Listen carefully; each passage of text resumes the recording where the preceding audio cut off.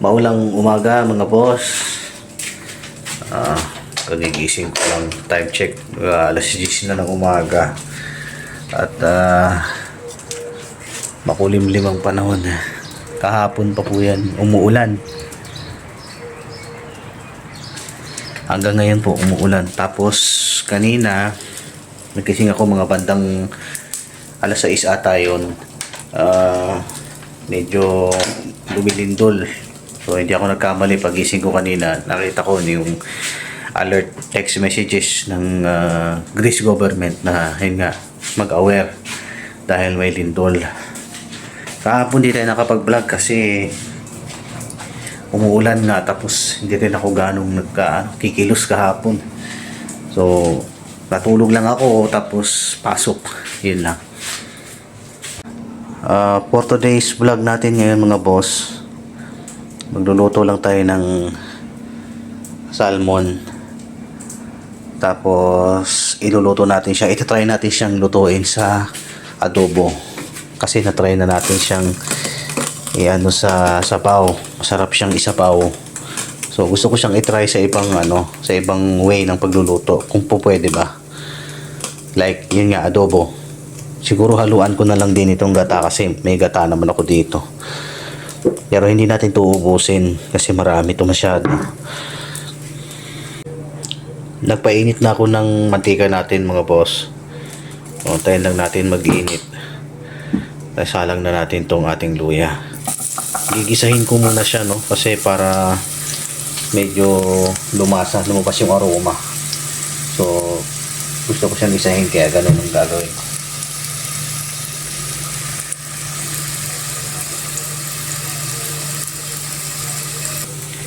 Tapos sabay ko na itong gawang natin. Yan.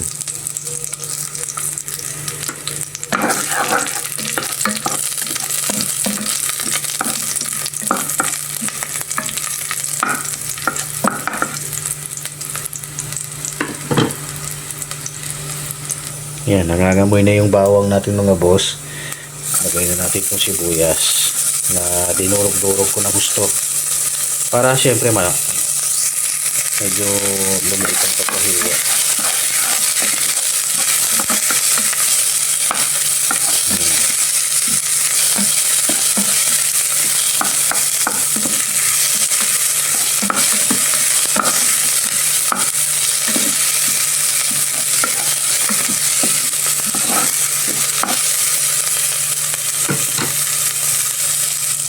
Ayan, after niyan mga boss, medyo na-brownin na siya. Pwede natin isa lang yung ating isda.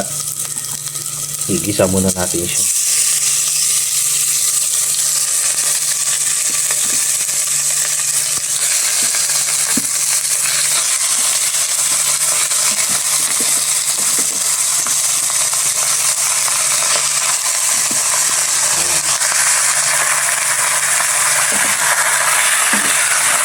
Ingatan lang natin halo kasi siya mga boss, malambot lang yung laman ng isda. Hindi natin pwedeng halo-haloin ng sobra kasi madudurog naman.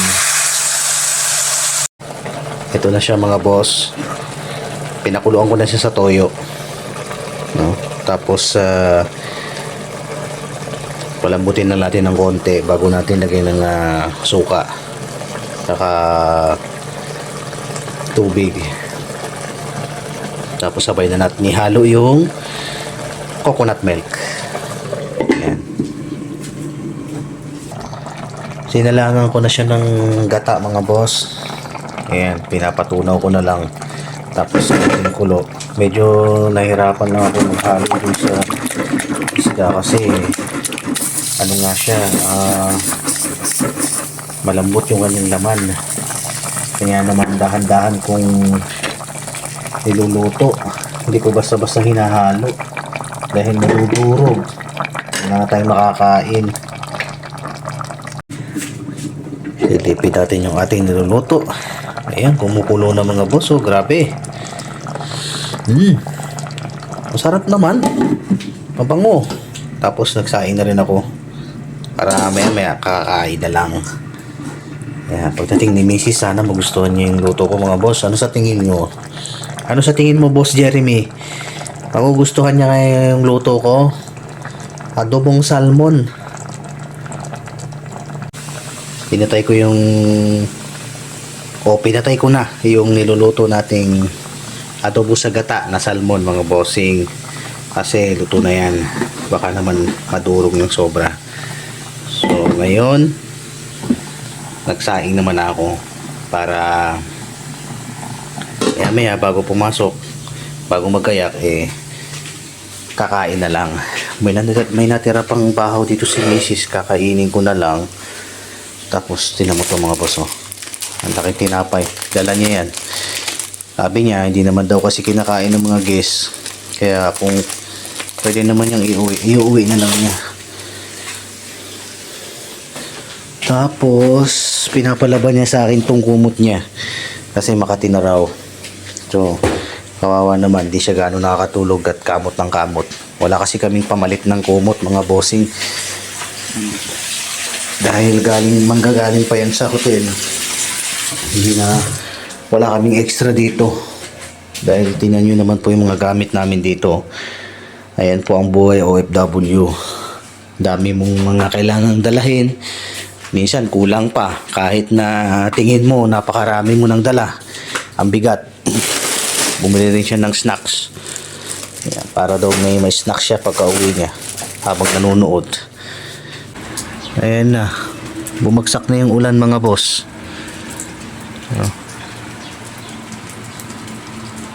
2 days daw tong ulan, simula kahapon ng hapon hanggang ngayon. I'm not sure bukas. Pero ang kagandahan naman ito mga boss, yung workplace natin na restaurant, yung mga lamesa sa labas, pinasok namin yung iba doon. So hindi kami masyadong maglalakad ng malayo kapag magdi-deliver kami o magsi-serving kami sa mga guests natin ng mga wine, pagkain, or kung ano mang gusto nila, kasi nasa loob na lang lahat. So malapit na sa kusina, malapit na yung pagsi-serving. Yun, ang problema naman sa ganun,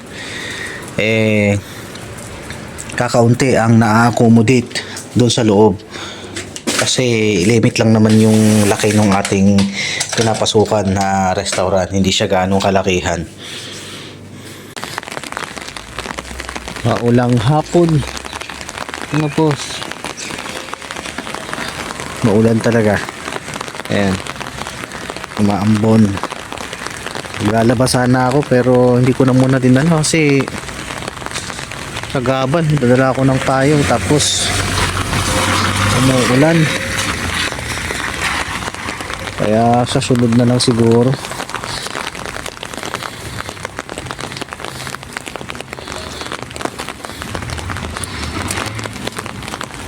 Papunta na naman tayo dun sa ating tambayan mga boss, para antayin yung ating service.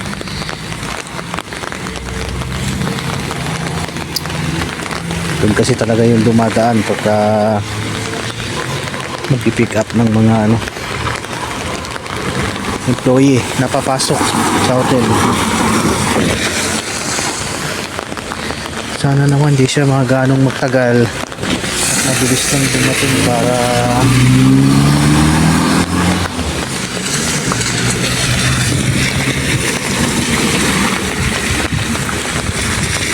mabilis lang makasakay.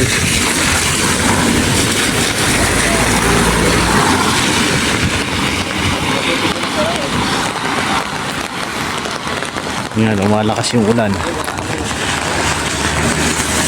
Yung sinasabi ko sa inyong hindi natin magagamit pag umuulan tong area na to, tsaka yung labas. So dito lang muna tayo sa loob, dito tsaka doon sa pinakaloob. Yan ang gagamitin natin kasi nga umuulan. So dating gawi, maglilinis pa rin tayo. Hindi pwedeng hindi natin linisan, kailangan lilinisan natin.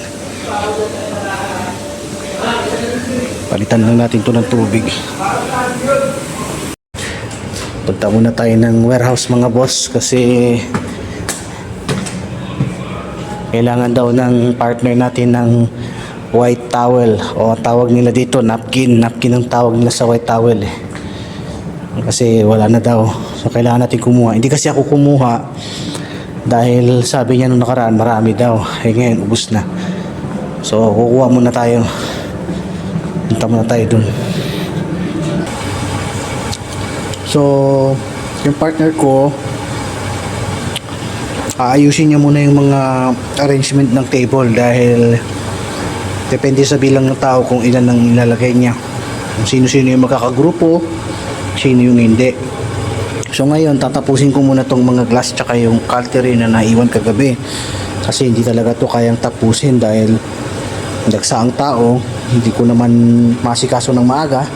So tatapusin muna natin ngayon mga boss. Ayan, punta tayo dun sa pool bar mga boss. Kuha naman tayo ng yelo. Wala kasing ice machine doon sa ano namin, doon sa restaurant namin, kaya kailangan pa naming maglakad para kumuha doon.